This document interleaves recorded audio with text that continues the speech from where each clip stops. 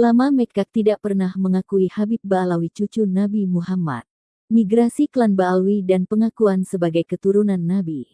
Diskusi publik yang dilaksanakan oleh Lembaga Penelitian dan Pengabdian kepada Masyarakat LP2M UIN Wali Songo ini bertema, migrasi, agama, dan peran sosial keagamaan klan Ba'alawi di Indonesia.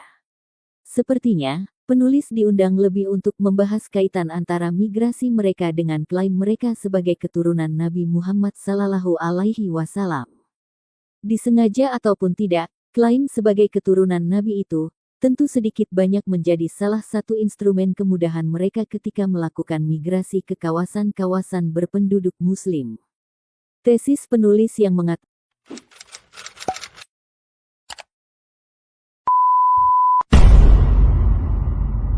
bahwa klan Ba'alawi terbukti bukan keturunan Nabi Muhammad Sallallahu Alaihi Wasallam, rupanya membuat LP2M melihat masalah ini laik untuk didiskusikan guna melihat adanya korelasi antara migrasi mereka ke berbagai kawasan dan penerimaan masyarakat lokal kepada mereka, dengan klaim mereka sebagai keturunan Nabi. Dalam diskusi publik ini, rupanya Profesor Sumanto Al-Qurtubi lah yang akan membawakan materi dinamika migrasi Ba'alawi dan peran sosial keagamaannya, sedangkan penulis lebih khusus akan membahas tentang postulat penulis yang telah diketahui publik bahwa klan Ba'alawi bukanlah keturunan Nabi Muhammad Sallallahu Alaihi Wasallam. Klan Ba'alawi mengklaim keturunan Nabi Muhammad Sallallahu Alaihi Wasallam sejak di Hadramaut. Identitas individu yang memiliki ketersambungan genealogi dengan Nabi Muhammad Sallallahu Alaihi Wasallam menjadi daya tarik tersendiri dalam kehidupan keagamaan umat Islam. Ia terkait dengan sebagian tafsir keagamaan yang muncul khususnya dari sekte Syiah tentang orang-orang suci, para imam dari keturunan Nabi yang disebut sebagai pewaris kekhalifahan yang sah sepeninggal Nabi. Proposisi yang mirip dengan tafsir keagamaan di atas namun dilatar belakangi riset teologis yang berbeda terdapat dalam faham keagamaan mayoritas mazhab sufi dalam tradisi Ahlus Sunnah wal Jamaah, yaitu kewajiban mencintai Ahlu Bait al-Nabi Ali, Fatimah, Hasan dan Husain, dan anjuran menghormati keturunannya. Sebagai imigran, Ba'alawi menghadapi kompetisi ketat untuk merebut otoritas keagamaan di Hadramaut yang sejak ratusan tahun silam memiliki prestasi melahirkan ulama-ulama besar dengan otoritas persuasif yang kuat. Untuk interes itu, Ba'alawi memerlukan substitusi dari identitas lama, yaitu mereka bukan hanya ulama tetapi juga sebagai klan yang memiliki konektivitas genealogi dengan Nabi Muhammad Sallallahu Alaihi Wasallam. Klaim itu tidak berjalan mulus, ulama-ulama yang mengetahui latar belakang mereka menolak klaim itu.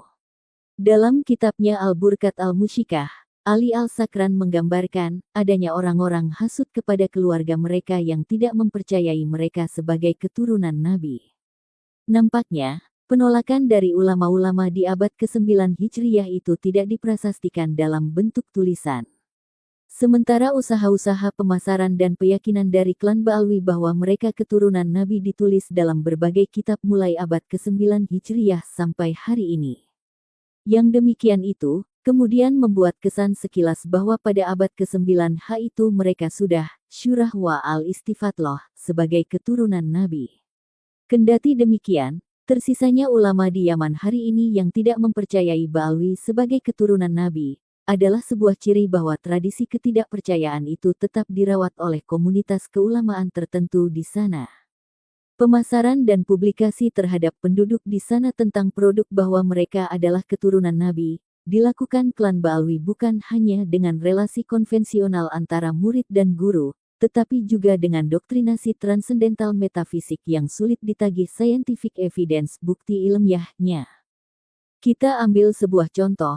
Ali bin Abu Bakar Al-Sakran dalam Al-Burqat menyatakan bahwa ia mendengar sebuah cerita bahwa ada sebagian orang pilihan telah bermimpi bertemu Nabi Muhammad Sallallahu Alaihi Wasallam di atas sebuah bukit di Tarim.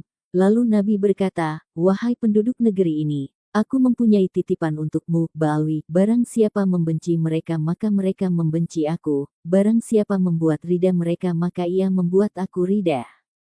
Klan Ba'alawi seharusnya diabaikan ketika mengaku keturunan Nabi Muhammad SAW. Bersamaan dengan perkembangan ilmu pengetahuan DNA, hari ini kita dapat mengetahui hubungan biologis antara seorang individu dengan individu lainnya. Apabila pola kromosom Y tidak sama, tidak cocok, maka akan memberikan akurasi 100% kedua laki-laki tersebut bukanlah saudara dari garis ayah. Jika hari ini ada dua laki-laki yang sama-sama mengaku keturunan garis ayah dari Nabi Muhammad SAW, maka ia harus bertemu di kakek bersama sekitar 1500 tahun yang lalu. Jika dua laki-laki hari ini mengaku sebagai keturunan garis ayah dari Nabi Ibrahim AS, maka ia harus bertemu di kakek bersama sekitar 5000 tahun yang lalu. Laki-laki yang hari ini berhaplogrup G dengan laki-laki berhaplogrup J1 baru bertemu di kakek bersama di sekitar 45.000 tahun yang lalu. Jika dua laki-laki tersebut sama-sama mengaku keturunan Nabi Muhammad SAW, maka keduanya pasti ada yang palsu karena Nabi Muhammad SAW terverifikasi sebagai sosok historis pada 1500 tahun yang lalu. Lalu menurut para pakar DNA, Nabi Muhammad SAW itu tergolong berhaplogrup apa? Profesor Ubaidillah, seorang pakar DNA dari Timur Tengah, sebagaimana termuat dalam buku Muqaddimat Ilm Al-Ansab, mengatakan, setelah meneliti dan melakukan banyak tes dan analisis laboratorium terhadap DNA untuk mengetahui keragaman ras manusia, para peneliti menemukan bahwa warisan genetik Arab termasuk dalam ras tersebut J1. Peneliti Profesor Ali bin Muhammad Al-Sehi mengatakan, kita dapat memberi nama pada jenis J1 dengan DNA suku Arab. Para peneliti juga menemukan bahwa gen Ismail bin Ibrahim, dengan dua cabangnya, Adnani dan Qahtani, terkelompokkan ke dalam J1C3D. Berikut ini daftar haplogrup Y-DNA yang dimuat kitab Muqaddimat fi Ilm Al-Ansab. 1. Haplogrup A adalah haplogrup untuk keturunan bangsa Ethiopia, Sudan. 2. Haplogrup B, Afrika. 3. Haplogrup C, India, Sri Lanka, Asia Tenggara. 4. Haplogrup D, Asia Tengah, Mongolia, Selatan Asia. 5. Haplogrup E, Afrika. 6. Haplogrup G, Utara Asia Tengah, Pakistan, Afghanistan. Haplogrup G disebut haplogrup Kaukasus karena keluar dari haplo ini 2% dari penduduk barat laut Eropa, 8-10% dari penduduk Asbania, Italia, Yunan, Turki, 30% dari penduduk Georgia dan Azerbaijan, 50% dari penduduk Ossetia Utara, 18% dari orang Druze, 10% dari Yahudi Askenazi, dan 20% dari Yahudi Maroko. 7. Haplogrup R, Utara Laut Hitam dari Eurasia, Eropa Timur, India, Irlandia. 8. Haplogrup I, Eropa, Viking. 9. Haplogrup H, India Dravida, Pashtun, Iran. 10. Haplogrup L, India. 11. Haplogrup M, Guinea. 12. Haplogrup N, Utara Asia, Cina, Mongolia. 13. Haplogrup O, Asia Timur, Cina, Malaysia, Vietnam, Indonesia, Korea, Jepang. 14. Haplogrup K, Iran, Mesir, Papua Nugini. 15. Haplogrup Q, Amerika. 16. Haplogrup S, Papua Nugini, Indonesia, Melanesia. 17. Haplogrup T, Iran, Mesir, Afrika. 18. Haplogrup J, Timur Tengah, Arab Syamiyah. 19. Haplogrup J2, Asia Tengah, Iran, India, Kurdi. Prof. Ubaidillah juga mengatakan, DNA adalah stempel yang dijadikan pegangan di masa depan. Ia adalah hukum pasti bagi pengakuan nasab perorangan atau kelompok, dan akan membawa keengganan untuk meneliti surat-surat dan manuskrip-manuskrip sejarah masa lalu yang berkaitan dengan nasab. DNA pula akan menggantikan stempel para syekh dan ahli nasab karena ilmu nasab adalah ilmu riwayat yang bersifat zani. Ilmu DNA akan merubah ilmu nasab dari ilmu zani yang bersifat tarjih yang terkadang terjadi pemalsuan menjadi ilmu yang rasional yang terhormat yang berdasar hasil-hasil tes yang presisi yang tidak akan salah dengan kekuasaan, hikmah, dan pengaturan Allah Azza wa Jalla. Dari sini penulis mengatakan bahwa pengakuan klan Ba'alwi sebagai keturunan Nabi Muhammad SAW seharusnya diabaikan. Karena berdasarkan tes DNA para individu dari klan Ba'alwi diperoleh hasil bahwa mereka terkelompokkan dalam haplogrup G, bukan J1. Berdebat tentang keabsahan surat dari sebuah kalung emas tidak ada gunanya, jika setelah diperiksa bahwa kalung itu ternyata bukan terbuat dari emas tetapi hanya tembaga biasa. Individu atau komunitas tertentu yang mengaku memiliki konektivitas genealogi kepada Nabi, ketika terjadi khilafiyah secara ilmu nasab dan sejarah, baru dianggap laik untuk ditelusuri setelah lulus uji DNA. Jika denanya saja sudah melenceng, maka penelusuran ilmu nasab dan sejarah itu menjadi kontraproduktif, tidak signifikan dan absurd. Tetapi tidak salah juga jika setelah kita mengetahui bahwa kalung emas itu adalah palsu, kita tetap menelusuri sebenarnya siapa yang telah mengeluarkan surat kalung itu, agar diketahui siapa yang memalsukan. Klaim-klaim sejarah dan nasab Ba'alwi di abad 9 Hijriah. Klan Ba'alwi di abad 9 mengklaim dirinya sebagai keturunan Nabi Muhammad SAW melalui jalur Ahmad bin Isa yang hidup di abad 3-4 Hijriah. Untuk menyambungkan historiografi dan genealogi mereka dengan Ahmad bin Isa, mereka mengklaim bahwa Ahmad bin Isa hijrah dari Basrah ke Hadramaut.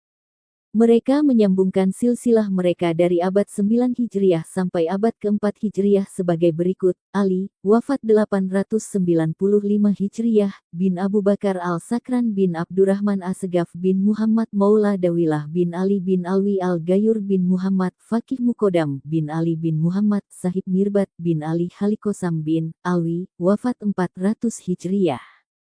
Bin Ubaidillah Abdullah wafat 383 Hijriah bin Ahmad wafat 345 Hijriah bin Isa al-Nakib wafat 300 Hijriah bin Muhammad al-Nakib wafat 250 Hijriah bin Ali al-Uraidi wafat 210 Hijriah bin Jafar al-Sadiq wafat 148 Hijriah bin Muhammad al-Bakir wafat 114 Hijriah bin Ali Zainal Abidin wafat 97 Hijriah bin Sayyidina Husain wafat 64 Hijriah bin Siti Fatimah al-Zahra wafat 11 Hijriah binti Nabi Muhammad sallallahu alaihi wasallam wafat 11 Hijriah. Klaim nasab tersebut batal berdasar kesaksian kitab-kitab nasab abad ke-5 sampai ke-9 Hijriah bahwa Ahmad tidak punya anak bernama Ubaidillah Abdullah. Di antara kitab-kitab nasab yang ditulis di abad ke-5 sampai 9 Hijriah adalah Tahzib al-Ansab karya Imam al-Ubaidili wafat 437 Hijriah. Al-Majdi karya Al-Umari wafat 490 Hijriah, Muntakilat al-Tahalibiyah karya Ibnu Tabataba wafat 400-an Hijriah. Al-Syajarah al-Mubarakah karya Imam Al-Fahru Razi wafat 606 Hijriah, Al-Fahri fi Ansab al-Talibin karya Azizuddin Abu Tholib Ismail bin Husain al-Marwazi wafat 614 Hijriah, Al-Ashili fi Ansab al-Talibiyin karya Sofiyuddin Muhammad Ibnu al-Taktaki al-Hasani wafat 709 Hijriah, Al-Sabat al-Musyan karya Ibn al-A'rai al-Husaini wafat 787 Hijriah, Umdat al-Talib karya Ibnu Inabah wafat 828 Hijriah. Nama Ubaid sebagai anak Ahmad bin Isa secara formal baru muncul dalam kitab keluarga Ba'alwi, Al-Burkat al-Musyikat karya Ali bin Abu Bakar al-Sakran wafat 895 Hijriah setelah 550 tahun wafatnya Ahmad bin Isa. Kitab nasab dan sejarah setelah abad ke-9 yang menulis Ubaid sebagai anak Ahmad bin Isa kesemuanya akan bermuara merujuk kepada kitab Al-Burkat tersebut.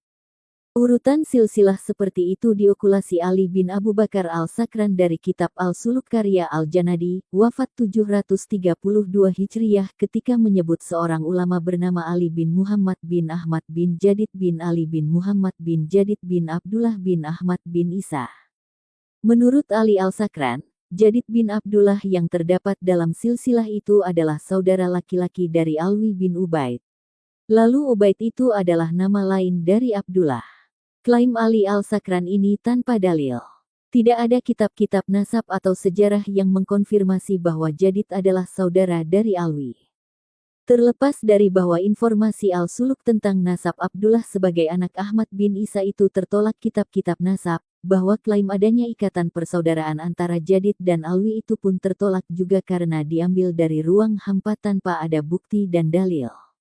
Jadi, Usaha Ba'alwi untuk melakukan okulasi silsilah kepada Nabi ternyata mengambil batang yang salah. Ahmad bin Isa bergelar Al-Muhajir. Ahmad bin Isa, dalam historiografi internal Ba'alwi bergelar Al-Muhajir. Gelar ini sebagai alibi bahwa narasi Ahmad bin Isa mempunyai keturunan di Hadramaut itu reliabel, karena ia berpindah dari Basrah ke Hadramaut dan kemudian menetap di sana, buktinya ia bergelar Al-Muhajir. Padahal, tidak ada kitab sezaman atau yang mendekati Ahmad bin Isa yang menyatakan ia berhijrah ke Hadramaut, seperti tidak juga ada dalil bahwa ia bergelar Al-Muhajir. Kitab-kitab nasab dari mulai abad ke-5 sampai abad ke-9 tidak ada yang menginformasikan bahwa Ahmad bin Isa berhijrah dari Basrah ke Hadramaut. Tidak ada pula dari kitab-kitab tersebut yang menyatakan bahwa Ahmad bin Isa bergelar Al-Muhajir. Ahmad bin Isa dimakamkan di Hadramaut. Ba'alwi berhujah alasan hijrahnya Ahmad bin Isa ke Hadramaut itu valid dan reliable dengan dalil adanya bukti arkeologis berupa makam Ahmad bin Isa di Husaisah, Hadramaut. Pertanyaannya, apakah benar makam yang diklaim sebagai makam Ahmad bin Isa itu asli? Apakah makam itu sudah dikenal sejak wafatnya Ahmad bin Isa tahun 345 H? Sumber sezaman atau yang mendekati apa yang bisa memberi kesaksian bahwa benar Ahmad bin Isa dimakamkan di Husaisah. Al-Janadi, wafat 732 Hijriyah, sebagai sejarawan yang gemar merekam adanya makam tokoh yang diziarahi orang, tidak mencatat di Husaisah ada makam Ahmad bin Isa. Ia merekam keberadaan makam dua orang anak yang populer di sana di sebuah masjid yang dikenal dengan Masjid Al-Syahidain. Ia juga merekam makam seorang dokter Irak yang dianggap pahlawan di Kinan dan ia berziarah di sana. 10 Tetapi ia tidak merekam adanya makam Ahmad bin Isa. Artinya pada tahun 732 hal lebih besar dari itu, makam Ahmad bin Isa belum dikenal, dibaca, tidak ada, seperti saat ini. Telah berjarak 387 tahun sejak wafatnya, makam Ahmad bin Isa belum dikenal orang. Lalu kapan mulai adanya cerita bahwa Ahmad bin Isa dimakamkan di Husaisah? Berita awal yang didapatkan adalah berita dari Bamahramah, wafat 947 Hijriyah, dalam kitabnya Qola lebih besar dari Dat al-Nahar fi Wafiyah lebih besar dari Ta'yan al-Dahar. Dalam kitab tersebut disebutkan, ada dua pendapat mengenai makam Ahmad bin Isa. Pendapat pertama mengatakan ia wafat dan dimakamkan di Husaisah, pendapat kedua mengatakan ia wafat di Qoroh Jashib. Lalu berdasar apa makam Ahmad bin Isa ini dipastikan ada di Husaisah seperti yang sekarang masyhur sebagai makamnya? Bamahramah menyebutkan bahwa makam itu diyakini sebagai makam Ahmad bin Isa karena ada Syekh Abdurrahman menziarahinya, dan ada cahaya yang dapat dilihat dari tempat yang diyakini sebagai makam Ahmad bin Isa itu. Seperti itulah makam Ahmad bin Isa ditemukan, yaitu bukan berdasarkan naskah yang menyatakan bahwa ia memang dimakamkan di Husaisah, dan bukan karena memang makam itu telah ada sejak hari wafatnya yaitu tahun 345 H, tetapi diitsbat berdasarkan ijtihad. Berarti makam Ahmad bin Isa baru ditemukan, bahkan dibangun, di abad 9 atau 10 Hijriyah, yaitu sekitar 602 tahun setelah hari wafatnya. Dari sana, keberadaan makam Ahmad bin Isa di Husaisah ini, berdasar kesimpulan tidak adanya peristiwa hijrahnya ke Hadramaut, sangat meyakinkan untuk dikatakan bahwa makam itu adalah makam palsu. Historiografi tokoh Ba'alwi yang tidak terkonfirmasi kitab sezaman atau yang mendekati. Cerita tentang Ahmad bin Isa, bahwa ia seorang imam dan ulama tidak terkonfirmasi sumber-sumber sezaman atau yang mendekatinya, demikian pula ketokohan Ubaid atau Ubaidillah. Dalam literatur ulama Ba'alwi, Ubaid ditulis wafat tahun 383 Hijriyah. Ia seorang imam yang dermawan, seorang ulama yang rasih, mendalam ilmunya, guru para Syekhul Islam, pembuka kunci-kunci ilmu yang dirahasiakan, tiada ditemukan yang menyamainya di zamannya. Demikian sebagian yang ditulis ulama Ba'alwi tentang Ubaidillah hari ini.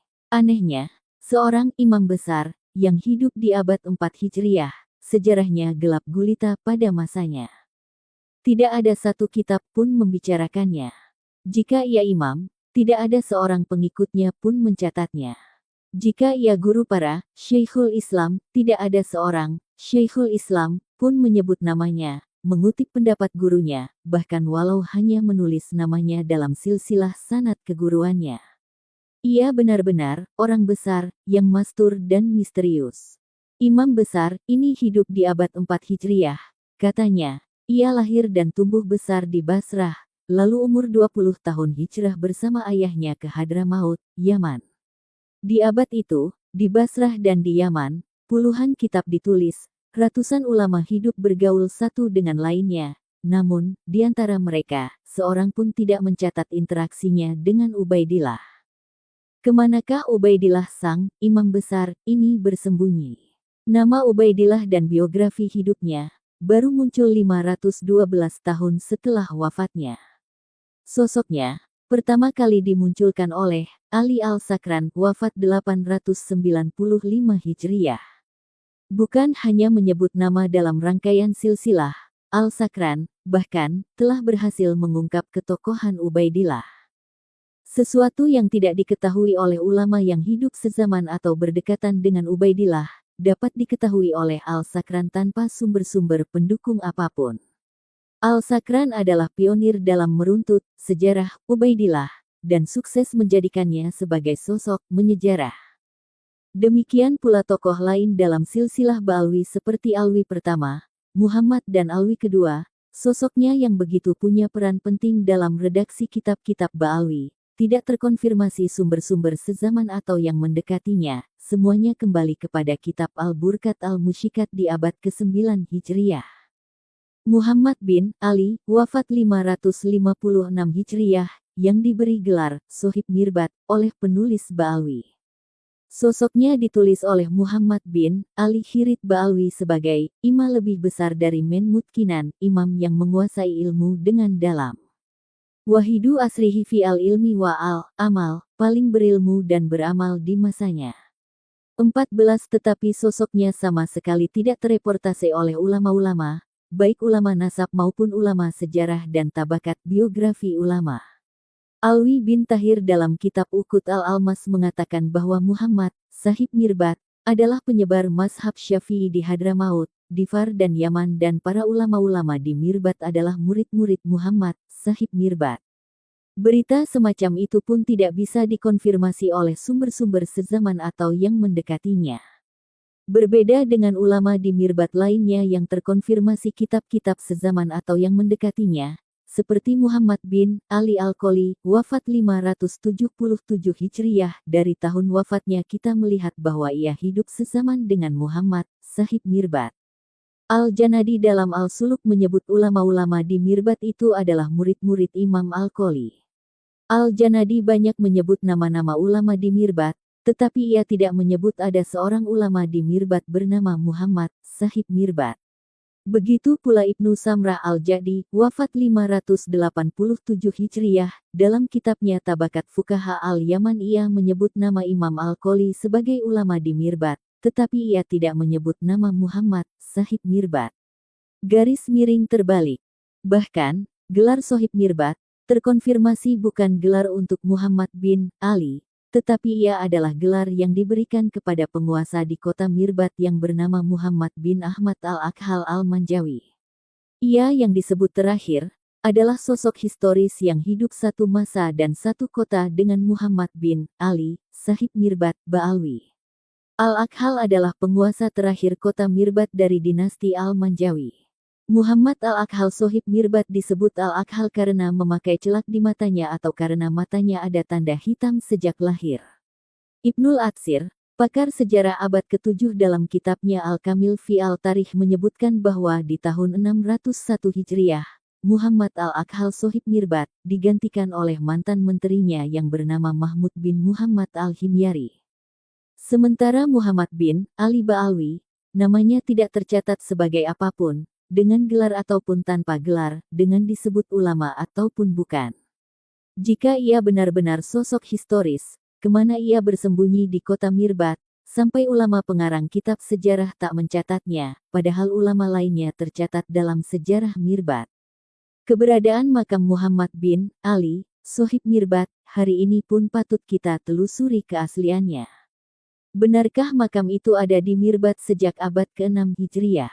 Makam Muhammad, Sohib Mirbat, hari ini mempunyai batu nisan dengan ukiran yang bagus. Inskripsi batu nisan itu berangkat tahun 556 Hijriah. Apakah benar batu nisan itu dibuat tahun 556 Hijriah? Di Yaman abad ke-6 belum dikenal seni pahat batu. Hal tersebut difahami dari bahwa para raja yang berkuasa di Yaman pada abad 6 dan sebelumnya, dari dinasti Al-Manjawih dan dinasti Al-Habudi, makamnya tidak ada yang berbatu nisan dengan pahatan kaligrafi. Bagaimana orang biasa, nisannya berpahat indah dengan harga yang mahal, jika rajanya saja tidak. Sejarah Muhammad bin Ali, wafat 652 H, yang kemudian diberi gelar Al-Faqih Al-Muqaddam oleh penulis-penulis Ba'alwi, kesejarahannya juga tidak terreportase para ulama sezaman.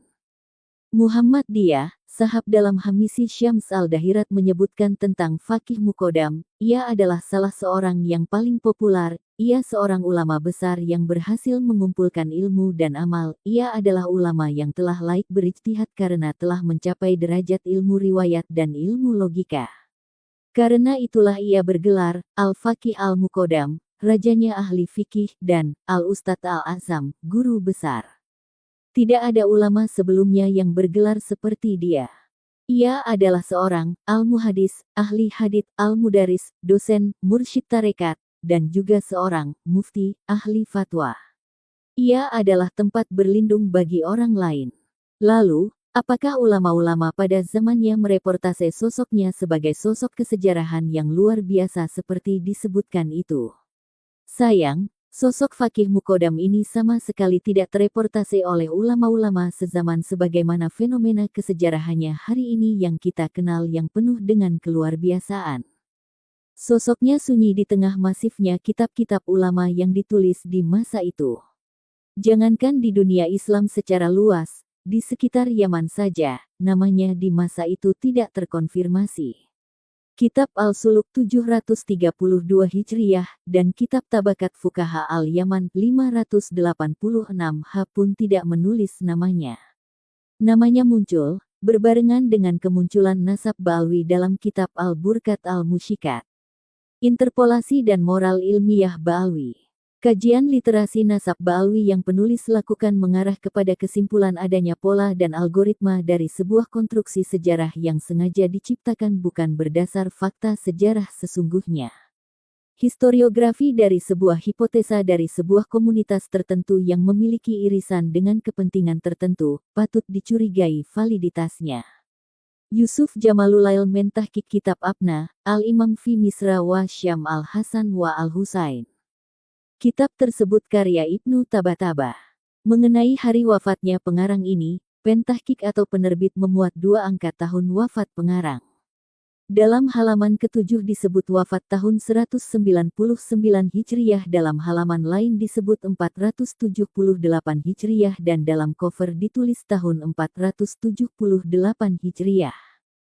Kitab ini bisa disebut palsu karena kitab ini tertulis dengan judul Abna, Al-Imam, namun isinya bukan semata kitab tersebut, namun telah diinterpolasi tambah kalimat para penyalin dan pentahqiq.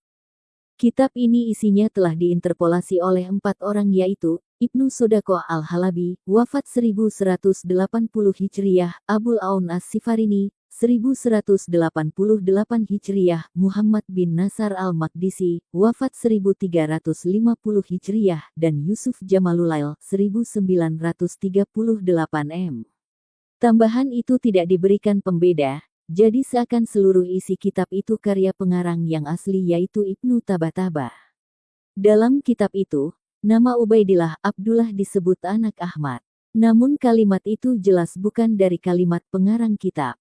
Kitab Tarikh Hadramaut, atau disebut juga Kitab Tarikh Sanbal, karena, katanya, ia karya Syekh Syanbal Ba'alwi, wafat 920 Hijriah di dalamnya, diantaranya, menerangkan tentang bahwa Al-Faqih Al-Muqaddam adalah seorang alim al-Robani, ulama yang menguasai seluruh ilmu Umdat al-Muhaqqiqin, tumpuan para ahli tahqiq, dan salah seorang wali kutub. Kitab ini dicetak oleh Maktabah Sana Al-Atsariyah tahun 1994 1414 Hijriyah, ditahqiq oleh Abdullah Muhammad Al-Habsyi. Kitab ini dicurigai menjiplak dari kitab Tarikh Ibnu Hisan, terlebih Syekh Sanbal adalah orang yang tidak dikenal para ulama, sepertinya naskah tersebut baru saja disalin dan penulisnya tidak hidup pada abad ke-10 Hijriyah, sebagaimana disebutkan oleh pentahqiq Abdullah Al-Habsyi. Kitab Al-Baha fi Tarikh Hadramaut, karya Abdurrahman bin Ali bin Hisan, wafat 818 Hijriyah, ditahqiq oleh Abdullah Muhammad Al-Habsyi, diterbitkan oleh Darul Fatah tahun 2019. Kitab ini merupakan kronik sejarah Hadramut dari tahun 424 sampai 926 Hijrah. Menurut pengakuan pentahqiqnya, dicetak dari manuskrip yang tidak lengkap. Ada beberapa tahun yang hilang, lalu pentahqiq melengkapinya dari kitab Tarikh Sanbal yang terindikasi palsu di atas. Kendati ada pengakuan bahwa kitab yang ditahqiqnya itu ada tambahan, tetapi Al-Habsyi tidak memberi pembeda mana redaksi asli dari manuskrip kitab Al-Baha, dan mana redaksi yang merupakan tambahan dari pentahqiq. Dalam kitab ini disebutkan bahwa Faqih Muqaddam wafat tahun 652 H. Seakan benar sosok Faqih Muqaddam itu telah dicatat penulis sejarah, tetapi ketika dilihat dalam footnote-nya, Abdullah Al-Habsyi menyatakan bahwa informasi tentang wafatnya Faqih Muqaddam itu tidak disebut dalam manuskrip Hamzah, karena kertasnya rusak, seakan ia ingin mengatakan bahwa yang berada dalam versi cetak itu berasal dari manuskrip Ba, padahal manuskrip kitab Ibnu Hisan itu hanya ada satu dan itu pun